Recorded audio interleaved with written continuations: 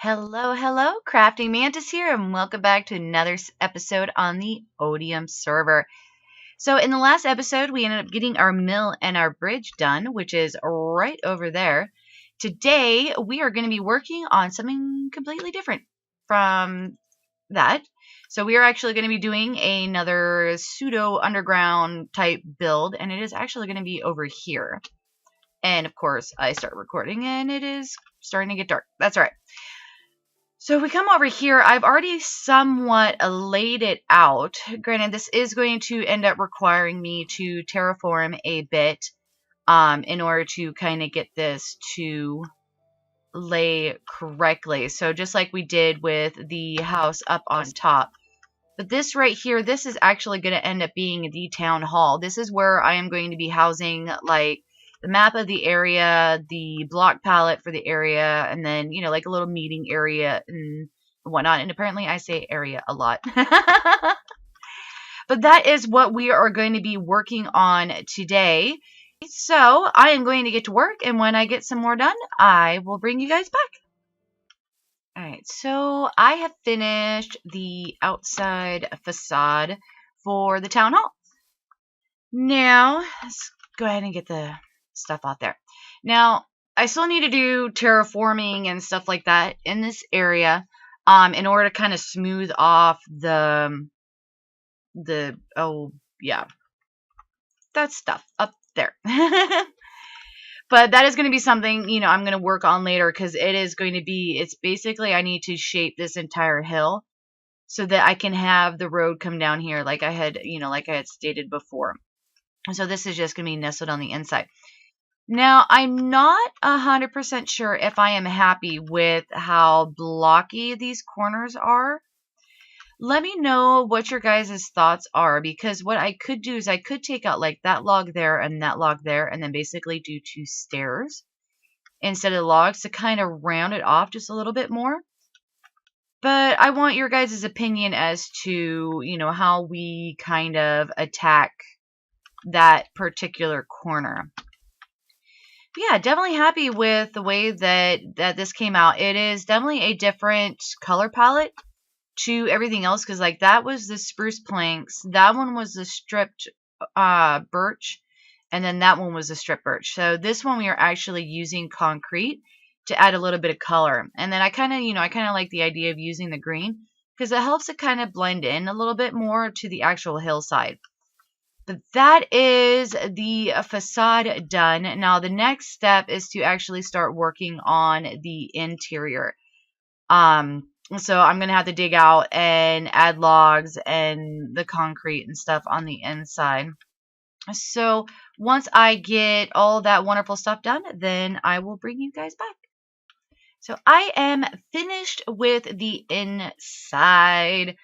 Now, I don't particularly like the fact that we can see these bars here, but unfortunately with doing the banners this way, there's really no way to get around it, and I need two banners in order to cover this entire thing. I wanted curtains here to kind of break up some of the green on the inside, since outside, because if we come back out here, on the outside we've got all this dark oak and stuff that kind of breaks up the monotony of the concrete. And I kind of want to do that on the inside here as well. Now we'll get to those in just a moment. But if we come over here, I did two little seating areas. And then in the center here, this kind of helps with the lighting. So there's a glowstone under there. And then I just put up some paintings. And I used a trick like I used in the house up there. And I have hidden torches on the inside in each of these corners. And that has helped so much because all I have to do is a torch here and a torch here. And that's it. And then I ended up using them here as well so I've got double torches in there. Now, these are the color palettes that I have so far. This is the outside. So the road is going to be made out of these. And then this is kind of like for the lighting options. Kind of around so basically the hidden lighting options. Now, I don't necessarily have to use the pumpkins, but I kind of like the pumpkins just because... let's see, can we... Oh, come on. There we go. Just because the top of it, it's a little more neutral than like this. So once we can actually get the see-through leaves, it doesn't quite stand out as much as like the glowstone. Now this is the interior color palettes, and we've already used this one here and somewhat of this here. I decided I didn't want to go with the two colors because, for one, it kind of showed through, and since this is only one room, I didn't want to do this. In the other ones, like that one there and that one up there, it can go as just the entrance wall, and there would be no problem. So, like, this could be all the green, or, yeah, all the concrete, and then we can end up using the clay on the other walls. So, kind of like, you know, like a accent wall, I guess you could call it. Now we have the dark oak and the brown terracotta, and then I really like this combination. I definitely want to use this at some point, but the acacia logs look really, really good with the red terracotta. This is another combination here. We got the orange terracotta and the dark oak trapdoor, and then the birch can also be replaced with the stripped oak. And then for the accents and stuff, we have the two different types of fences, and then the spruce and the dark oak, and then the spruce log. And then I've been using the glowstone as a primary kind of like hidden lighting type sort, you know, thing. But we don't necessarily have to use that. I just put that up there as kind of like an option, because if we can just, you know, hide lighting, and it's not going to be too much of an issue. So that is this done. Definitely super happy with the way that this ended up coming out. Now, the next step I want to do is I want to wrap up the project up there. We still have the interior to do, and so I'm going to work on getting the interior all finished, and then I will bring you guys back. Alright, so we have the interior all done in here. Let's start over here. This, in the inspiration part, there was actually two rooms. One for the dining room and one for the sitting room. But because of the space constraints, I had to combine them into a single room. So we have a nice little sitting area over here with the fireplace, and then just a little bit of decoration. And then over here, we've got the table and chairs, and then kind of like, you know, plates and cups over here in this little cubby.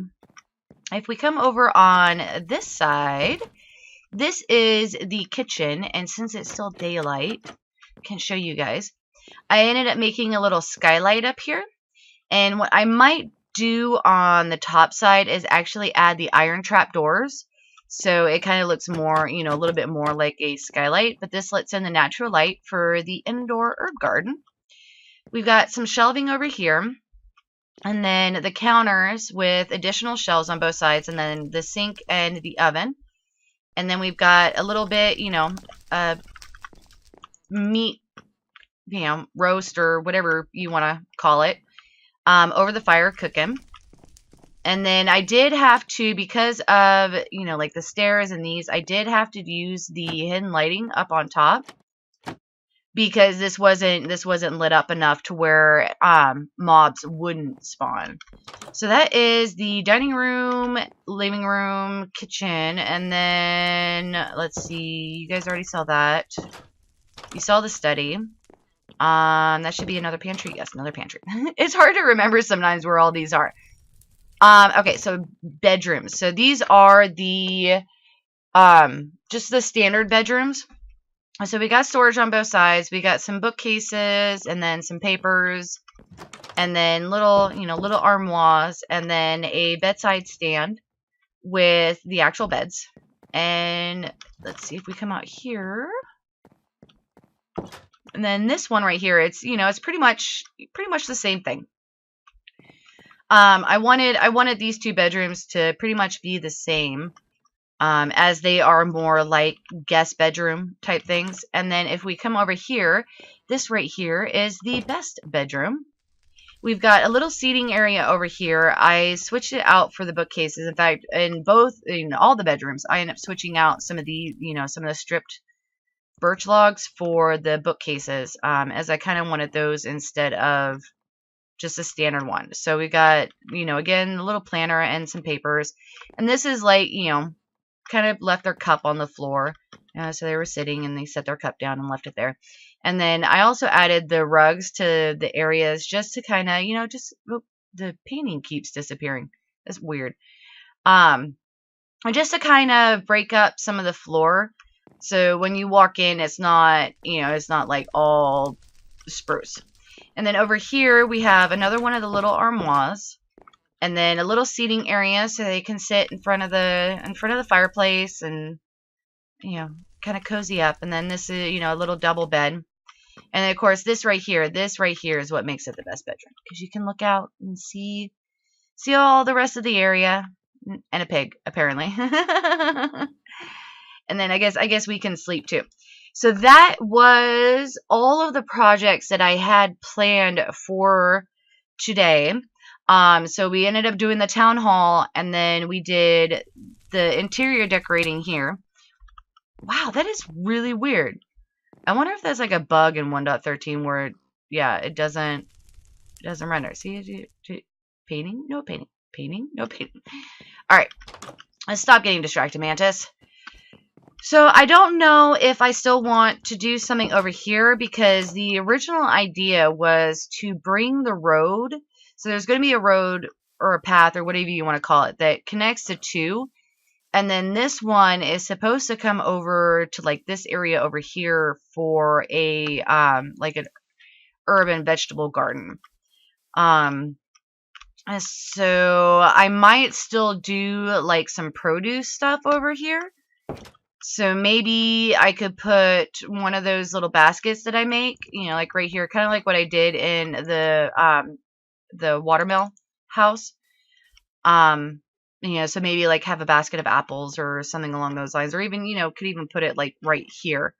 So they're, they're in the process of trying to get it down to the pantries down there or down to the kitchen. Though I do find it rather odd. Kitchen is all the way down there, but the garden is going to be over here. But all the coat hooks are over there. I'm so confused now. Oh well, it works.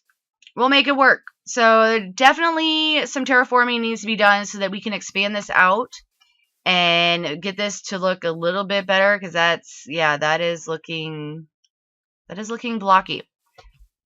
But we might end up extending that out some, kind of make it a little bit smoother in terms of the actual incline, because only the front really needs to have that, that sharp incline, whereas the sides and the back don't really need that as much. And then, of course, that is just, that's going to be a lot of work to get that to where it needs to be. So still a whole lot of work left ahead of us. Not 100% sure what I want to do next. I might continue working in this area here, or I may move into one of the other areas, because over in that section, that's where like the humans would live. This is for the little people. It really sucks that I can't say those words because of the copyright, but that is okay. And then over in that direction over there, that is where the elves and the dwarves are going to be. So that is going to do it for today. I definitely thank you so much for joining me in my little corner of YouTube. If you guys like this video, definitely hit that like button. If you're not already subscribed, please do so. It definitely helps out the channel. And then if you want to be notified as to when I put out additional content, then definitely hit that notification bell. But for now, I'm going to call it, and I will see you guys in the next episode.